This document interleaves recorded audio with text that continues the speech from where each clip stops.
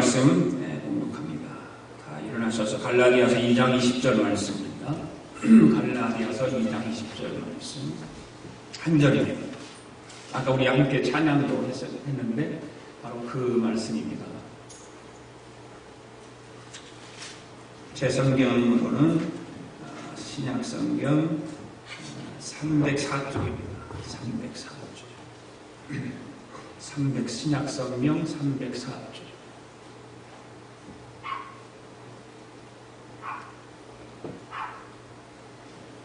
304쪽. 갈라디아서 2장 20절 다 찾으십시오.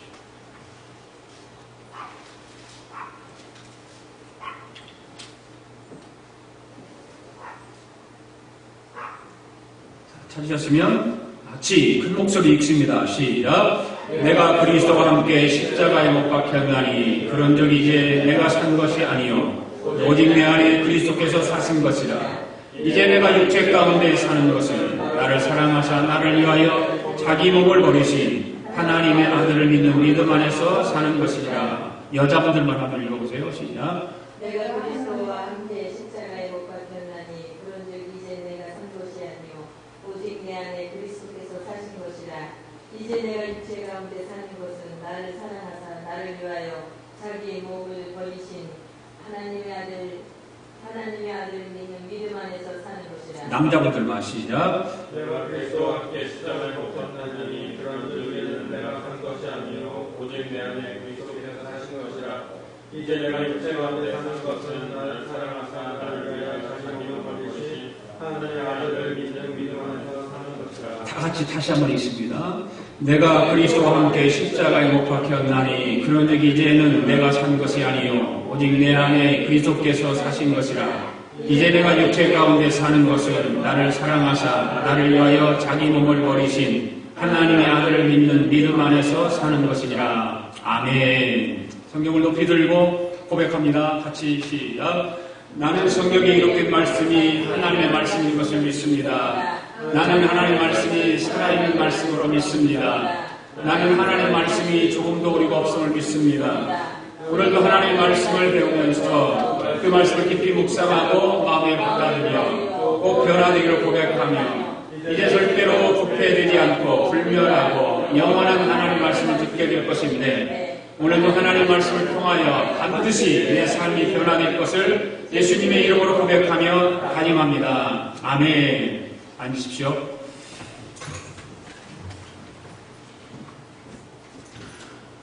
내일이 우리 한국의 고유 명절 추석입니다. 그래서 제 아내가 그래요. 우리 식구도 몇 명 안 되는데 추석 음식을 좀 해야 되지 않겠냐고 해서 그러시라고. 그래서 어저께 시장에 가다가 추석 음식을 준비를 하고 오늘 아침에 부침개를 부치고 뭐 하는데 제가 밖에다가 전기로 해서 프라이팬을 갖다 놓고 꽂아놓고 그 부친 것을 제가 좀 했습니다. 하면서 여러 가지 생각을 했어요. 여러 가지 생각을. 참 나는 행복한 목사다. 그런 생각을 해봤습니다. 왜 그런 생각을 해봤냐면 목사가 어저께 하루 종일 이제 책상에 앉아서 주일 준비를 하고 설교 준비하고 모든 예배 순서를 준비를 하고 하면서 기도 묵상하고 오늘도 주일을 이제 하나님 앞에 예배를 드릴 텐데 성도들에게 참 좋은 귀한 말씀 전하기 위해서 묵상하고 찬송은 어떤 찬송을 해야 되는가 설계에 맞게 찬송을 골라서 다 파워포인트를 만들고 이런 일을 쭉 하면서 늘 그렇게 토요일마다 예배를 준비하면서 고민이 많습니다. 설교 준비도 해야 되고 거기에 맞게 모든 글을 준비를 해야 되기 때문에 참 묵상하고 고민을 많이 하고 그러는데 오늘 아침에는 그런 부침개를 프라이팬에 붙이면서 행복한 목사가 왜 그러냐면 주일날 아침에 설교 예배를 하면서 설교를 하는데 영의 양식을 성도들에게 먹이는데 오늘은 특별한 날입니다. 오늘은 영의 양식도 먹이고 육의 양식도 목사가 준비를 해서 참 행복하다 그런 생각이 들더라고요. 영의 양식과 더불어서 유괴 양식도 이렇게 준비하고 만들고 아내와 같이 만들어서 성도들에게 공급하고 그러는 목사가 있을까? 교회가 크면은 목사들이 그렇게 할 수 있을까? 작은 교회 목사가 행복한 것이 바로 이런 것이다. 그런 생각을 좀 해봤습니다. 우리 교회 명절을 이렇게 맞이하면서 작은 교회 목사니까 행복하다. 이런 것을 함께 아내와 함께 할 수 있어서 준비하고 성도들에게 공급할 수 있어서 행복하다. 그런 생각을 좀 했습니다. 그런 생각을 하면서 좀 더 성도들을 많이 좀 사랑을 하고 우리 교회를 더 사랑하고 그런 해야 되겠다. 그렇게 다짐을 하고 교회를 왔습니다. 어떤 책을 읽다가 어떤 여인의 사랑 고백을 이렇게 읽는 것을 읽어봤습니다. 그런 내용이 뭐냐면 이런 이야기입니다. 당신을 알기 전 매일매일 똑같이 지루한 일상의 연속이었습니다. 그러나 당신을 만나서 사랑하게 된 후로는 달라졌습니다. 매일매일이 새롭습니다. 아침 눈을 떴을 때 당신 생각이 행복합니다. 당신과 같은 하늘 아래 있다고 생각하니 즐겁습니다. 당신이 있기에 이 세상이 아름답게 느껴집니다. 내가 이렇게 행복할 수 있는 것도 이렇게 새로운 삶을 사는 것도 그대가 있어서입니다. 사랑합니다. 이제 당신과 나의 남은 모든 것을 함께하고 싶습니다. 이런 어떤 그 내용의 사랑 고백이었습니다. 이 사랑 고백의 눈길을 끄는 것은 뭘까? 사랑이 사람을 변화시킨다. 사랑이 그 사람의 삶을 변화시킨다라고 하는 것을 생각을 해봤습니다. 사랑하면 변화가 일어난다. 라는 것이죠. 저에게도 마찬가지입니다. 사랑이 어느 날 찾아왔어요. 전혀 사랑이라는 단어를 모르고 사랑을 몰랐죠. 그 사랑을 알게 됐습니다. 사랑이 찾아왔습니다. 그 사랑이 나를 바꿔놨습니다. 세상을 보는 눈도 바꿔놓고 세상을 살아가는 어떤 방법과 태도도 바꿔놓고 그래서 새로운 삶을 살게 되는 것이죠. 사랑이 나의 삶을 변화시켜 놓았다는 거예요. 여러분들은 어떻습니까? 사랑이 여러분의 삶을 변화시켜 놨습니까? 여러분들의 사랑을 통해서 여러분의 아내가, 여러분의 남편이 변화되었습니까? 주위에 여러분들의 아는 지인들이 삶이 변화가 되고 있습니까? 바로 사랑이 사람을 변화시킨다는 것이죠. 그 사랑은 어떤 사랑입니까? 바로 예수님의 사랑이에요. 다른 사랑이 아니에요. 부부지간의 사랑으로 변화를 시키는데 저는 예수님의 사랑을 통해서 내가 변화되었고 내 삶이 내가 세상을 보는 눈이 바뀌었고 세상을 살아가는 방법과 태도가 바뀌었고 새로운 삶을 살게 되었다라고 고백하는 것입니다. 제가 아내를 만나서 변화된 것도 많이 있지만 예수님 때문에 변화된 것이 더 많아요. 예수님 때문에 변화된 것이 더 많아요. 우리가 그리스도인이 됐다는 것은 예수님을 만났고 예수님을 사랑하게 됐다는 것을 말하는 것입니다. 그리스도인이 되었다. 바로 그리스도인이 되었다는 예수님을 믿는 거예요. 그리고 예수님의 사랑을 알게 됐습니다. 예수님의 사랑을 받게 되었습니다. 여러분들에게는 예수님이 여러분들 삶 속에 인생에 찾아오셨을 그날이 있을 것입니다. 그리고서 예수님이 나를 얼마나 사랑하는가를 알게 되었을 것입니다. 그러면서 여러분들도 점차적으로 예수님을 사랑하게 되었을 것이고 그리고 그 사랑이 여러분들을 바꿔놓았을 것입니다. 생각도 바꿔놓았고 삶도 바꿔놓았고 그래서 새로운 삶을 살아가도록 그 예수님의 사랑이 여러분의 삶을 변화시켜 놓았을 것입니다. 완전히 변화된 것은 아닙니다. 우리는 점차 변화되어 가고 있습니다. 예수님 때문에 새로운 삶으로 바뀌어지고 변화되어 가는 것입니다. 그것을 뭐라고 그럽니까? 신학적인 용어로 성화라고 합니다. 성화. 영어로는 sanctification이라고 합니다. sanctification. 한마디로 그 말은 무슨 말입니까? 거룩함을 추구하는 삶을 살게 되었다 그 말입니다. 이 성화라고 하는 것은 한 번의 성화가 이루어지는 것이 아니라 계속해서 주님이 부르시는 그날까지 우리가 세상을 마치는 그날까지 우리 삶은 점차적으로 자꾸 변화되어 가고 있는 것입니다. 다른 말로 예수님을 사랑하게 되면 예수님을 닮고자 노력하는 삶을 살게 되었다 그 말입니다. 여러분들 예수님을 닮고자 노력하고 있습니까?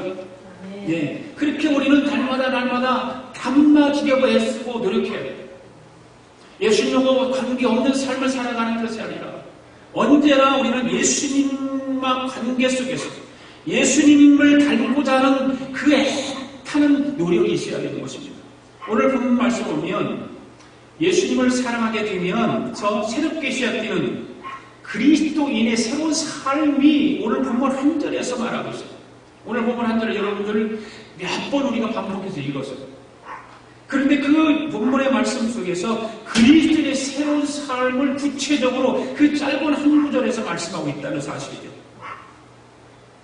한 절에 그 갈라디아서 2장 20절 그 말씀 속에서 그리스도인이 이 세상을 살아가면서 어떻게 살아야 하는가 잘 말씀해 주고 있습니다.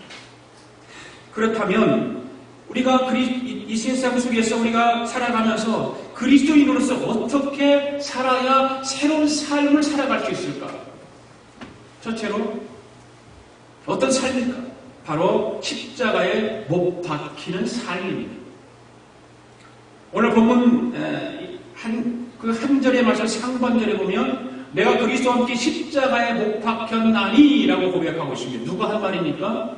바울이 한 말이에요. 이 말은 바울이 자기도 주님과 함께 십자가에 못 박혔다고 말하고 있어요.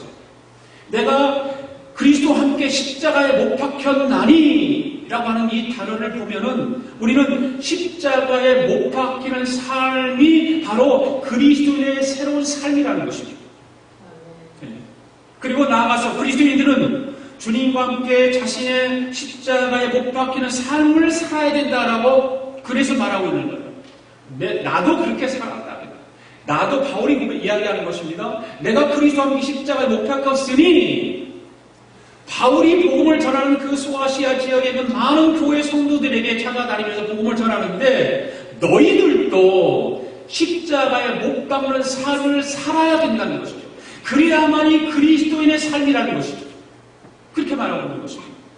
여기서 한 가지 짚고 넘어가야 될 것이 있습니다. 그리스도의 십자가에 못 박히셨다는 건 명백한 사실입니다. 누구도 이 말은 부정할 수 없습니다. 그리고 바울은 십자가에 못 박히지 않았다는 것도 분명한 사실이에요. 바울은 십자가에 못 박히지 않았습니다. 그런데 바울은 고백합니다. 그리스도와 함께 십자가에 못 박혔다. 그렇게 고백하고 있어요. 자기는 못 박히지 않았어요. 그런데 못 박혔다는 것이죠. 그 말이 무슨 말이냐 말이죠. 바울이 그렇게 말하는 한마디로 비유적 어떤 표현인 것입니다. 예수 믿고 달라진 자신의 삶을 그렇게 표현한 거예요. 예수 믿고 달라진 삶을 바울은 철저하게 이야기하고 고백하고 그 많은 그리스도인들에게 그 이야기를 하고 있는 거예요. 내가 예수 믿었는데 예수 믿고 나니까 이러한 삶이 그렇게 변화되었다. 바울서 시인을 쭉 읽어보면 바울의 고백 속에서 엄청난 많은 이야기를 들을 수 있습니다. 우리는 알 수 있습니다. 이 비유적 표현에서 우리는 신학적 의미를 두 가지 찾아볼 수 있는데 바로 그리스도와 함께 십자가에 못 박혔다는 말은 그리스도 안에서 죄에 대해 죽었다 그 말입니다. 할렐루야. 그리스도 안에서 죄에 대해 죽었다는 거예요. 그리스도께서 십자가에 못 박히신 것은 우리 인간들의 죄를 사해 주시기 위해서, 용서해 주시기 위해서 십자가에 못 박히신 것입니다. 아멘? 예. 그냥 예수님이 십자가에 못 박히신 것이 아니에요. 바로 저와 여러분들의 죄를 다 사해 주시기 위해서 십자가에 못 박히신 것입니다. 그리고 그 죄값을 내가 치러야 되고 여러분이 치러야 될 그 죄값을 누가 치러주셨습니까? 그래서 예수님께서 치러주신 거예요. 네, 십자가를 통해서 치러주신 거예요. 이제 우리가 예수 그리스도를 나의 주님으로 영접하면 그리스도께서 십자가에서 치르신 죄값이 우리에게 효력을 발하게 되는 거예요. 예수님을 영접하는 사람들마다 예수님을 구세주로 고백하는 사람들마다 바로 이것이 효력이 나타나는 것입니다. 그 고백을 하지 않으면 효력이 나타날 수 없습니다. 예수님을 믿어야만이 그 효력이 나타나게 되는 것입니다. 우리 죄가 사함을 받게 된다 그 말이죠. 여러분 죄사함 받았습니까? 네. 네. 그 확신이 있어야 돼요. 나는 죄사함 받았다. 예수님께서 그 죄값을 내 대신 다 치워주셨다. 그것입니다. 바울은 이것을 그렇게 그래서 고백하는 거예요. 내가 십자가에 못 박혔다라고 표현하고 있습니다. 그러니까 실제로 우리는 죽지 않았지만 그리스도 안에서 과거 우리가 지은 죄 때문에 이미 죽은 것과 마찬가지라는 그 말입니다. 이미 우리의 과거에 지은 죄는 이미 다 죽었어요. 예수님께 십자가를 통해서 다 사해 주셨기 때문에. 주님께서 우리 죄 때문에 죽을 것을 대신하셔서 죽으셨습니다. 이것은 이미 우리가 죄 때문에 죽은 것과 같은 효력을 발생한 거예요. 이미 효력이 그것을 통해 십자가를 통해 나타난 것입니다. 이것은 우리가 법적인 죽음이에요. 법적인 죽음. 법이 정한 죄의 형벌로 죽은 것입니다. 다시 말하면 이것은 우리가 그리스도 안에서 죄의 형벌에 대해 죽은 것을 말하는 것이거든요. 여러분 그 영화가 서부 영화가 도망자라는 영화가 있어요. 도망자는 한 배 도망다니고 왜 도망다니니까 죄 졌으니까 도망다니죠. 죄를 지고 사람을 죽이고 도망다니고 또 마음에 훔치고 도망다니고 계속 도망다니는 것입니다. 그런데 경찰이 계속 쫓게 그러니까 왜 그렇습니까? 왜 쫓겨다닙니까? 죄의 문제를 해결하지 못하니 쫓겨다닙니다. 그런 매일 도망다니는 거 죄의 문제를 해결 못하니까 도망다니는 것입니다. 그런데 이 사람이 이 죄의 문제를 해결하는 방법이 두 가지가 있어요. 두 가지 뭡니까? 하나는 누명을 쓴 것이라면 무죄를 입증해야 되잖아요. 내가 누명을 썼다. 나는 그렇지 않았다. 그럼 그걸 입증해야 되는 거예요. 그렇죠. 그리고 다른 하나는 뭐냐? 실제로 죄를 저질렀다면 어떻게 해야 됩니까? 죄의 대가를 치러야 됩니다. 억울하다. 나는 그 죄를 짓지 않았다. 그럼 분명히 그것을 입증해야 돼. 나는 무죄라고 하는 것을 입증해야만이 법적인 판사가 판결을 하는 거예요. 당신은 그 증거를 통해서 죄가 없다는 걸 인정받으면 자유이 되는 거예요. 죄가 없는 거예요. 그렇지 않고 죄를 정말 졌다면 바로 그 죄의 대가를 치러야 되는 것이죠. 무지가 입증됐거나 교도에서 만기 출소를 했다면 더 이상 경찰에 쫓길 이유가 하나도 없습니다. 하나도 없습니다. 왜 그렇습니까? 죄값을 다 치렀기 때문에 그래요. 죄값을 치르면 자유인입니다. 더 이상 범인이 아니에요. 죄인이 아닙니다. 우리는 그리스도 안에서 죄값을 다 치름을 받은 자들입니다. 아멘. 누가 치러주셨어요? 예수님께서. 예수님께서 내 죄를 다 대신해서 다 해결해 주셨어요. 예수님께서. 마치 교도소 만기 복역한 사람들처럼 더 이상 과거 죄 때문에 두렵거나 그 죄 때문에 어떤 망상에 빠질 이유 하나도 없습니다. 그것 때문에 연연할 필요가 없습니다. 우리가 그리스도와 함께 십자가에 못 박혔기 때문에 그렇습니다. 아멘. 바울이 고백하는 거예요. 내가 그리스도와 함께 십자가에 못 박혔나니 라고 하는 그 고백들이 바로 그러는 거예요. 이미 나는 과거의 모든 죄는 십자가에 함께 못 박았다는 거예요. 네. 그런데 두 번째는 뭐냐면 그리스도처럼 날마다 자아에 대해 죽는다는 거예요. 그리스도께서 십자가에 못 박히신 것은 철저하게 자아를 죽이신 것을 말한 것입니다. 예수님도 자아가 없었겠어요? 예수님도 인간으로 이 땅에 오신 분이니까 자아가 있었을 아닙니까? 자아가 있죠. 근데 그 자아도 예수님은 철저하게 죽였어요. 전혀 십자가에 달리셔야 할 이유가 없는 분이 바로 예수님이에요. 그러나 철저하게 하나님의 뜻에 순종하셔서 십자가에 달리신 것입니다. 자신의 모든 욕망과 꿈을 다 내려놓으신 것입니다. 수치와 모욕을 당하시면서 침묵하신 거예요. 이제 그리스도를 주로 섬기는 사람들은 예수 그리스도를 본받아 우리의 자아를 죽이는 삶을 살아야 된다 그 말입니다. 아멘. 우리의 자아를 죽여야 돼요. 그래 우리 자아가 잘 죽습니까? 안 죽습니까? 잘 안 죽죠, 여러분들. 네, 자아가 잘 안 죽어요.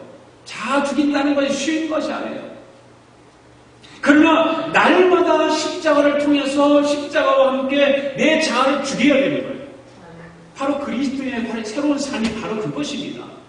그리스도의 새로운 삶이라고 하는 것은 십자가가 빠지면 안 돼요. 십자가를 통해서 내 죄가 십자가에 달려 돌아가신 예수님과 함께 죽었다라고 하는 사실, 그걸 기억하면 내 자아를 죽이고 살아가야 되는 것입니다. 이제 그리스도를 섬기는 사람들은 그리스도를 본받아 우리의 자아를 죽이는 삶을 살아야 될 줄 믿습니다. 그리스도께서 십자가의 모든 욕망을 다 내려놓으셨던 것처럼 우리의 자아 욕망 다 내려놔야 돼요. 그래야 바울 같은 그런 고백을 할 수 있어요. 내가 그리스도와 함께 십자가에 못 박혔나니. 그리스도와 함께 내 자아가 십자가에 못 박혔다라고 고백할 수 있는.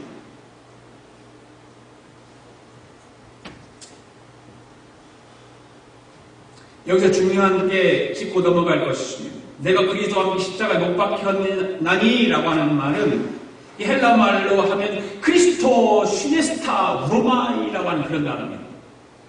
헬라. 근데 이 말을 문법적으로 살펴보면 시제가 제1완료형입니다. 제1완료형입니다. 그러니까 문법적으로 보다 충실하게 번역을 해본다면 어떻게 되냐면 내가 그리스도와 함께 십자가에 못 박혀 왔다라고 하는 말이 더 완벽한 거예요. 못 박혔나니 라고 하는 거다 못 박혀 왔다, 이 말이 더 중요한 거예요. 그러니까 바울은 예수 그리스도를 처음 믿은 그때부터 지금까지 계속해서 자기의 자아를 십자가에 못 박아 왔다, 그 말입니다. 아마 제가 알기로 여러분들도 그렇게 지금까지 살아왔을 줄로 믿습니다. 계속해서 여러분 우리의 자아를 십자가에 못 박아 왔다라고 고백하게 되는 줄로 압니다. 그러니까 바울은 예수 그리스도를 처음 믿은 그때부터 지금까지 십자가 못 박은 거예요. 계속해서. 그게 바울이 고백을 하는 것은 뭐예요? 자기 자아가 있어요. 십자가의 은혜가 있어요. 이걸 둘이 매일 싸우는 거예요. 바울이라고 해서 안 싸우는 것이 아니라 싸우는데 이 십자가를 통해서 자기 자아를 계속해서 죽여온 거예요. 안 죽여오면, 안 죽이고 살아가면 이 자아가 살아서 이 십자가를 지배하고 말아버리니까.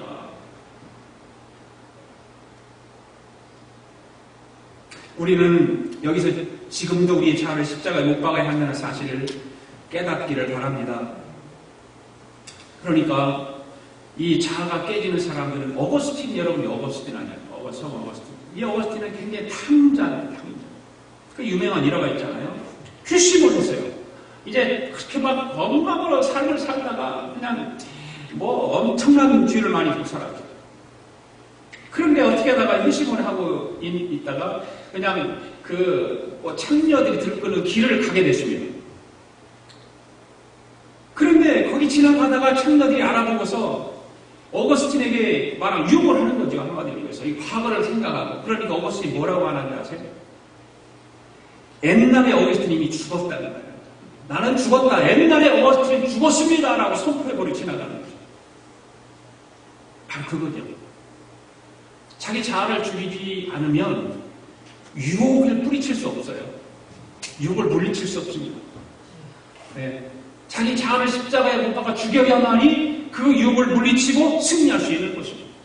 네. 우리는 이 세상을 살아가면서 어떤 이런 유혹들이 얼마나 많습니까?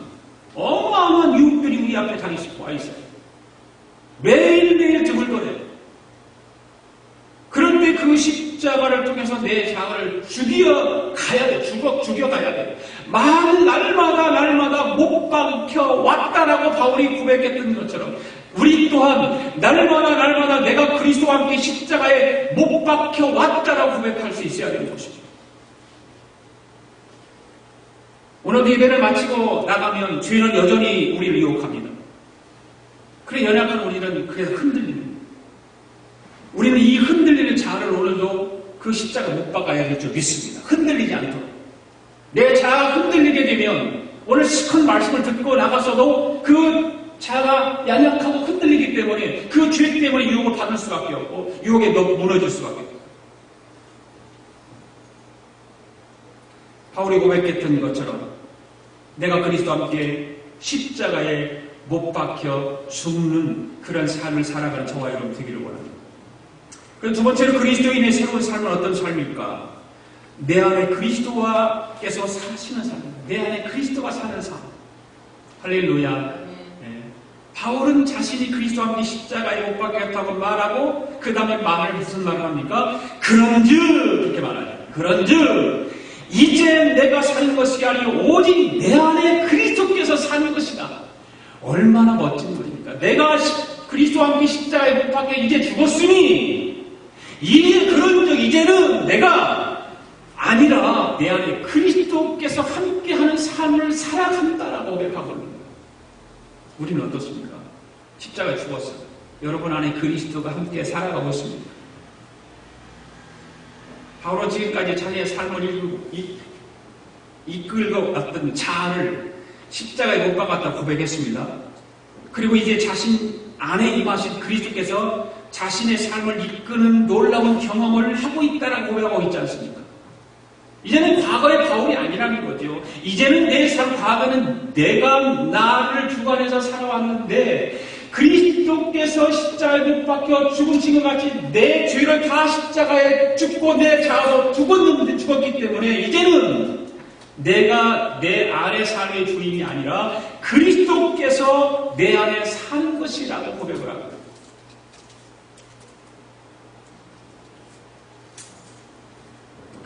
한국의 TV를 보면서 광고를 보면 1577 광고 여러분 아시죠? 1577 뭡니까? 1577 생명보험이세요. 1577 광고가 대리운전 광고잖아요. 대리운전 광고 1577 뭐 그런 광고가 많이 하잖아. 1588, 1004, 1688, 777 이 파이 대리운전이에요. 쉽죠. 굉장히 쉬운데 이 대리운전은 어떤 사람들을 위해서 대리운전을 해주는 것일까요? 어떤 사람의 대리운전자가 필요할까요? 술을 취한 사람, 술 먹고 운전할 수 없는 사람이래요. 그러니까 한국에 얼마만큼 술 먹고 밤에 돌아다니는 사람이 많은가, 집에 갈지 못할 정도로 술을 많이 먹는 사람이 많다는 것을 알 수 있잖아요. 왜? 대리운전수가 필요하니까. 그거를 텔레비 광고에서 해요. 텔레비 광고.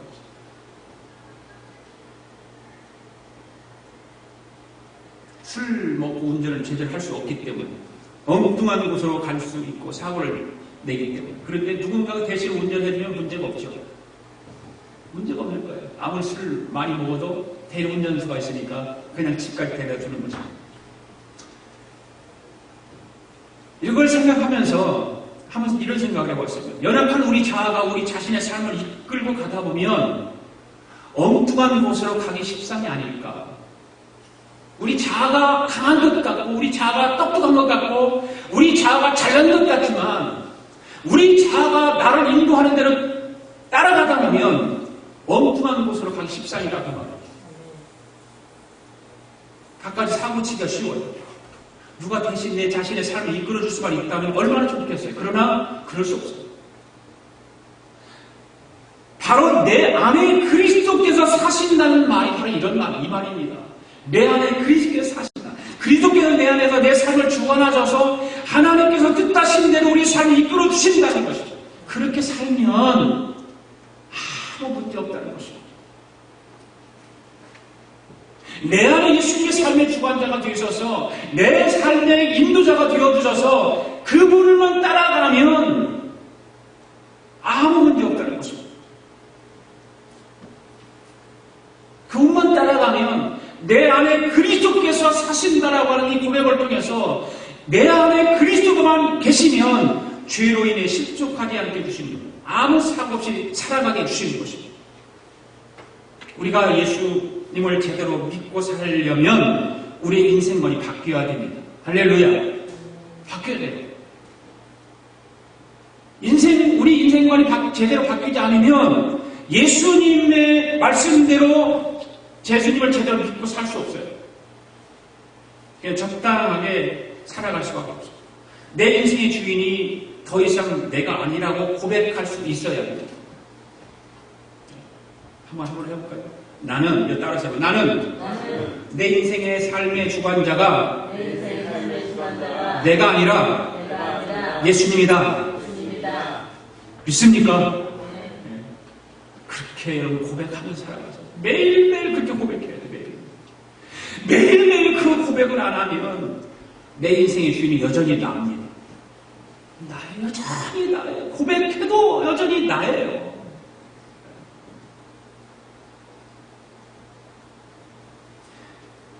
그렇다고 내 자아가 없어지는 거 아니에요. 예수님이 당장 내 삶의 주인이 되신다고 당장 내 자아가 없어지는 거 아니에요. 나는 아무 생각도 없고 느낌도 없는 그런 것이 아니에요. 여전히 느낌도 있고 생각도 있고 다 있어요. 아무런 고민도 아무런 책임의식도 없다는 것이 아니에요. 그냥 로봇처럼 그리스도께서 조종하는 대로 따라가게 된다는 것을 말하지 않아요. 그런 건 아니에요. 내 자아가 주님을 주인을 모시는 삶을 살게 됐다는 것을 얼마나 귀한 일인지 몰라요. 내가 이제는 내가 사는 것이 아니라 이제 이 그리스도인이 되었다면, 예수 믿는 사람이 되었다면 이제는 내 안에 주인이 예수님이다라고 고백하는 거죠. 내가 아니라. 바울이 오늘 이 갈라디아서 2장 20절에서 그 고백을 하고 있습니다. 이제 내가 육체 가운데 사는 것은 나를 사랑하사 자기 몸 버리신 예수 위에 산 것이라. 이 고백이 바로 저와 여러분의 고백이 되기를 원합니다. 그러면 구체적으로 주님께서 내 인생의 주인이 되신 삶이란 무엇일까? 두 가지만 말씀드립니다. 예수님에게 물어야 돼요. 예수님에게 물어야 돼요. 여러분 물으세요. 예수님에게 여쭤보세요. 우리가 그리스도인이 된다는 것은 삶의 태도가 바뀐 것이라고도 말할 수 있습니다. 그러나 특히 예수님에게 질문을 하고 물어보고서는 내 인생의 모든 것을 물어봐야 돼요. 물어보지 않으면 그냥 살아가는 거예요. 우리가 그리스도께 묻는다는 것은 그분을 내 인생의 주인으로 인정하기 때문에 묻지 않습니까? 그렇잖아요. 내 인생의 주인으로 인정하면 그러면 그분에게 물어야 되잖아요. 그분에게 물어봐야 돼요. 뭐든지 사사건건 사소한 것까지.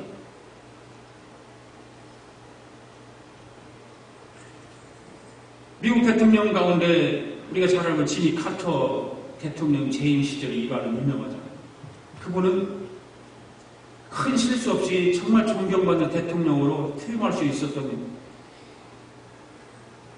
것은 한 가지밖에 없어요. 기도했다, 기도. 백악관에 앉아서 아주 사소한 것까지 하루에 24번 기도해요. 하루에 24번.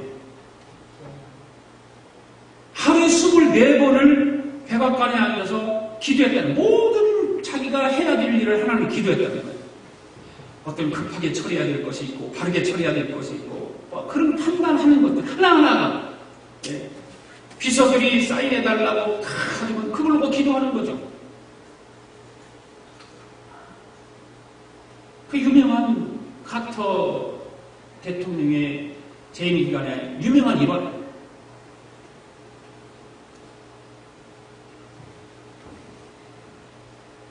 바로 내 안에 그리스도께서 사시는 삶이란 예수님에게 내 모든 삶을 물어보는 것입니다. 내 삶을 물어보는 것. 그렇게 하시기 바랍니다. 또 한 가지는 뭐냐면 순종하는 삶이죠. 예수님에게 순종하는 삶. 묻고 순종하는 거죠. 묻고 순종하는 것. 우리가 그리스도께 예수님께 물었을 때, 그리고 물어보면 깨닫게 됩니다. 그럼 깨달으면 깨달은 것을 딱 하고 멈추는 것이 아니라 순종하는 거죠. 한 번 더 나아가는 거죠. 그냥 깨닫기는 해요, 사람은요. 저도 마찬가지고. 깨닫기는 하는데 순종하는 거 이렇게 쉽지가 않아요.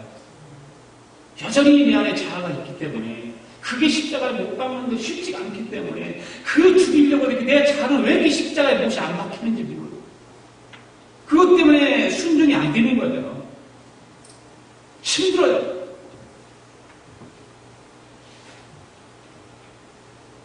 내 안에 그리스도께서 사신다고 하는 것은 그리스도께서 직접 내 삶을 좌우하신다는 것을 말하지 않는 거예요. 그것을 말하는 것이 아니라 그리스도께서 언제나 나를 통해서 일하신다는 거예요. 언제는 나를 통해서 일하신다고 하는 것을 우리 깨달아요. 그래서 내가 순종하지 않으면 그리스도께서는 아무 일도 하지 못하신다라고 하는 거예요. 내가 순종할 때 예수님이 일하시는 거예요. 예수님을 내 삶의 주변에 허수아비로 세워두는 사람들이 얼마나 많을까요? 여러분은 안 그렇습니까? 어떻습니까? 내 삶의 주인이 예수님이라고 고백하고 말을 하는데 그 삶의 주변에 예수님을 허수아비로 세워놓고 그냥 살아가는 거죠. 허수아비로 안 만들려면 순종에 달려 있습니다. 순종. 출애굽기 14장 이스라엘 백성이 홍해 앞에서 딱 홍해 앞에 당도하잖아요. 홍해 앞에 딱 당거든. 뒤에는 바로 군대가 쳐들어오고 모세가 앞으로 갈 수도 없고 뒤로 갈 수도 없고 절박한 상황에 처해 있습니다. 이때 모세가 하나님을 기도합니다. 하나님 묻는 거죠. 기도가 바로 묻는 거 아닙니까? 물어보는 거 하나님. 어떻게 물어보니까? 15절 말씀을 이런 말이에요. 여호와께서 모세에게 이르시되 너는 어찌하여 내게 부르짖느냐? 이스라엘 자손에게 명령하여 앞으로 나가게 하고 지팡이를 들고 손을 바다 위로 내밀어 그곳에 갈라지게 하라. 기도하니까 하나님께서 이 말씀을 주셔요. 모세에게. 그때 모세가 어떻게 했어요? 변명했습니까? 아니 저가 홍해가 어떻게 갈라집니까? 그렇게 말했습니까? 아니요. 묻고 응답이 오면 순종했어요. 쳤어요. 그러니까 그냥 갈라졌죠. 기적은 순종할 때 일어나는 것입니다. 할렐루야. 기적은 순종할 때 일어나는 거예요. 순종하지 않으면 기적 절대 안 일어나요.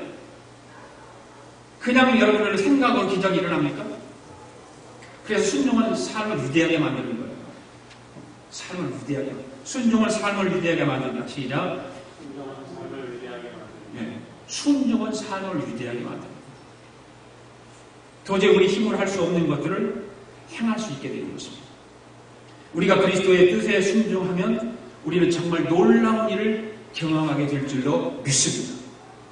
할렐루야. 그 다음에 마지막 세 번째로 그리스도인의 새로운 삶은 어떤 삶일까? 바로 오늘 그 마지막 절에 보면 이제 내가 육체 가운데 사는 것은 나를 사랑하사 자기 자신을 버리신 하나님의 아들을 어떻게 하는 믿음? 어떻게 하는 것? 믿는 믿음 안에서 사는 것이라. 바로 그리스도인의 새로운 삶은 믿음 안에서 살아가는 삶인 것입니다. 할렐루야. 네, 믿음 안에서 사는 거예요. 믿음 안에서. 이 갈라디아서 2장 20절 그 하반절에 있는 말씀, 이 말씀이 십자가에 못 박히신 삶을 살고 그리고 그리스도께서 사신 삶을 사는 비결입니다. 그 비결이 바로 그런 거예요. 이제 내가 육체 가운데 사는 것은 나를 사랑하사 자기 몸을 버리신 하나님의 아들을 믿는 믿음 안에서 사는 것이다. 여전히 연약한 육체 가운데 살면서 어떻게 자신의 십자가에 못 박는 삶을 살 수 있을까? 여전히 연약한 가운데 육체 가운데 살면서 어떻게 그 안에 그리스도의 사실의 삶을 살 수 있을까? 한마디로 하면 바로 믿음 안에서 믿음으로입니다. 믿음으로만 가능한 것입니다. 우리 몸은 심히도 연약하고 부족하고 연약한 육체를 가지고 사는데 그리스도 안에서 삶을 살 수 있다고 하는 것은 바로 믿음을 통해서. 믿음을 통해서. 여기서 믿음이라고 하는 말은 주목할 필요가 있죠. 다 우리가 잘 아는 거지만 바로 이 말씀 우리의 삶의 영역을 밝혀주는 말씀이기도 하죠. 우리의 삶의 영역. 우리가 믿는 믿음 안에서 살아간다. 믿음만큼 살아간다. 여러분이 가진 믿음만큼 작은 믿음 가지면 작게 살아갈 수밖에 없어요. 그러나 큰 믿음 가지면 크게 살아간다. 할렐루야. 그래, 분량이에요. 분량대로 살아가는 거, 분량대로.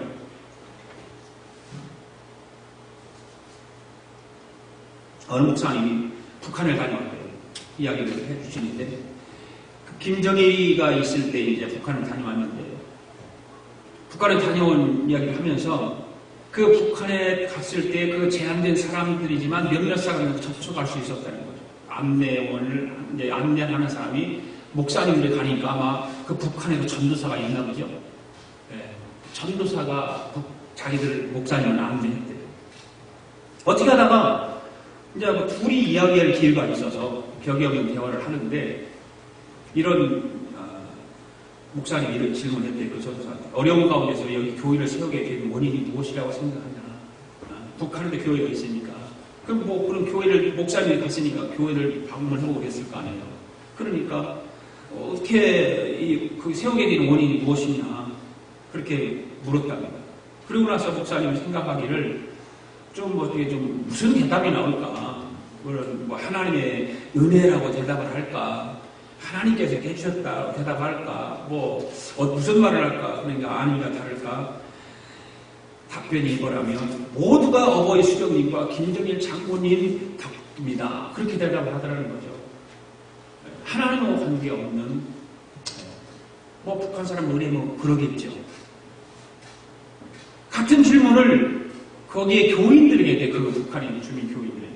이들은 한술 더 떠서 눈물까지 글썽거리면서 막 큰 소리로 어버이 수령님과 김정일 장모님 덕분이라고 눈물을 흘리면서 그렇게 이야기를 하더라는 것입니다. 북한에 그래서 목사님이 말씀하시기를 북한의 기독교인들은 하나님을 믿는다고 하지만 그들의 입에서 이렇게 말할 수 없는 저 북한의 현실이 참 정말 안타깝고 정말 불쌍하다는 그런 생각이 들더라는 거죠. 하나님을 믿는다고 하는 사람이 하나님 앞 교회에서 예배를 드린다고 하는 사람들이 그런 말을 고백을 하는 것을 보면서 참 불쌍하게 하다. 정말 막 이게 소름이 끼 자기 나름 목사님 나름대로 소름이 끼칠 정도로 무섭기도 했다라고 그럴 때입니다. 그러면서 생각해 보는 것은 그 목사님이 그런 얘기예요. 정말 철저하게 메시아의 중명을 인정하며 살고 있는가 나는 그들이 고백하는 그런 고백과 같이 어버이 수령님 위대한 장군 김정일 장군이 교회를 세워줬다. 그분들 때문에 그분이 산다. 이런 고백을 이 말들을 하잖아요. 그럼 과연 하나님을 믿는 목사인 내가 과연 그들이 고백하는 수령 아바이 김정일 장군 그렇게 하듯이 우리는 전능자 하나님 앞에 그렇게 하고 있는가? 과연 우리 신앙은 그렇게 신앙생활을 하고 있는가? 내가 믿는 예수 그리스도를 그렇게 내 안에 주인으로 모시고 사는가? 그런 생각을 해보게 되고 그렇습니다.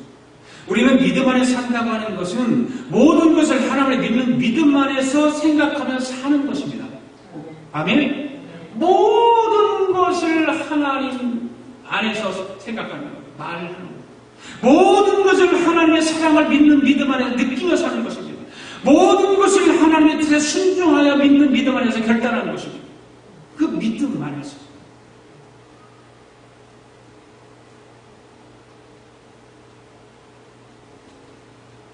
그 말씀, 마지막 말씀 가운데 그 말씀이 그러잖아요. 이제 내가 육체 가운데 사는 것은 나를 사랑하사 나를 위하여 자기 몸을 버리신 하나님의 아들을 믿는 믿음 안에 사는 것입니다. 바로 이 말씀은 믿음 안에서 살아야 한다. 두 가지를 믿는 믿음 안에 살아야 한다고. 하나님의 사랑을 믿는 거예요. 여러분 하나님 사랑 믿습니까? 하나님 우리를 사랑하셔서 독생자 예수님을 우리에게 보내주셔서 십자가에 돌아가시게 우리 죄값을 치러주셨습니다. 하나님께 얼마나 나를 사랑하신가를 깊이 깨닫고 믿는 믿음 안에서 사는 거예요. 네. 가끔은 생각하시겠죠? 네, 가끔. 하나님이 나를 사랑하신다. 하나님이 사랑받고 살아간다. 그 다음에 하나님 자신을 버리신 하나님의 아들을 믿는 하나님의 사랑을 믿는 믿음과 예수 그리스도를 믿는 믿음 두 가지입니다. 믿음이라고 하는 것은. 그렇게 나를 위해 십자가 달리셨다는 걸 믿는 그 믿음. 할렐루야. 그렇습니다. 그리스도인들은 하나님께서 나를 위해 독생자 예수 그리스도를 보내셨다라고 또 그리스도가 나를 위해 십자가에 달리셨다는 것을 믿는 믿음 안에서 사는 것인 줄로 믿습니다. 그럴 때 나를 십자가에 못 박으면서 삶을 살 수 있다 그 말이에요. 내 안에 그리스도께서 사는 삶을 살 수 있는 것입니다. 그 믿음이 없으면 우리는 나를 십자가에 못 박을 수도 없을 뿐만 아니라 내 안에 그리스도께서 주인이 되게 하는 삶도 살 수 없는 거예요. 그 믿음이 있어야만이 가능한 거예요. 사랑하는 여러분, 우리가 그리스도인이 되었다는 것은 우리가 새로운 삶을 살게 되었다는 것을 말합니다. 할렐루야. 새로운 삶을 살고 계십니까? 네. 바로 그 예수를 믿는 믿음 안에서 사는 삶. 이 새로운 삶은 우선 내가 십자가에 못 박히는 삶. 과거 내 모든 죄가 십자가에 못 박혔다고 믿는 거예요. 또한 내 연약한 자가 매일같이 십자가에 못 박히는 삶을 살아가는 것입니다. 날마다 내 자를 죽이며 살아가야 돼요. 그냥 내 인위적으로 죽이는 것이 아니에요. 내 인위적으로 죽이는 걸 금방 또 치밀어 올라요. 십자가에 못 박힐 때, 그 십자가의 은혜를 통해서 지배를 할 때, 내 자는 거기 지배가 될 수밖에 없어요. 아울러서 내 안에 그리스도께서 사시는 삶입니다. 그리스도의 뜻을 깨닫고 철저히 뜻 안에서 순종하는 삶입니다.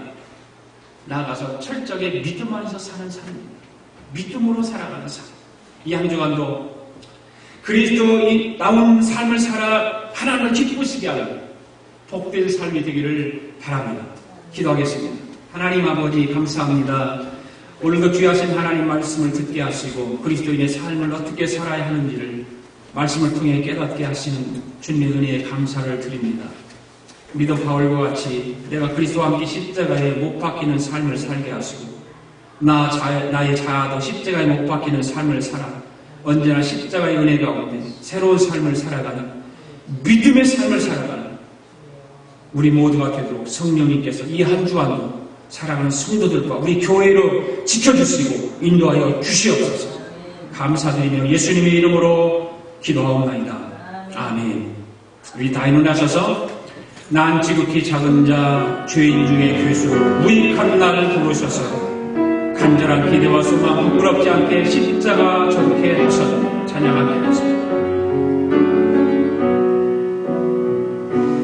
난 지극히 작은 자 죄인 중에 괴수 무익한 나 부르셔서 간절한 기대와 소망 부끄럽지 않게 십자가 전케 하셨네. 어디든지 가리라 주 위에 서라면 나는 전하리 그 십자가 내 몸에 십자가 그 보혈의 양이 온 세상 채울 때까지 살아도 주를 위해 죽어도 주를 위해 살아주나 난 주의 것 십자가의 능력 십자가의 소망 내 안에 주가 사시는 것 난 지극히 작은 자 죄인 중에 괴수 무익한 나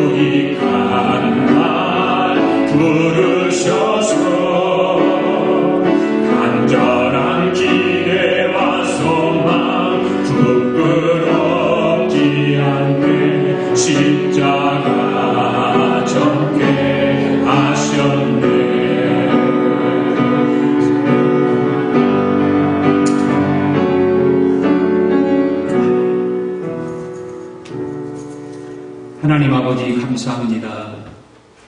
오늘도 하나님 전에 귀한 예물을 봉헌에 올릴 수 있도록 은혜 베풀어 주심을 감사합니다.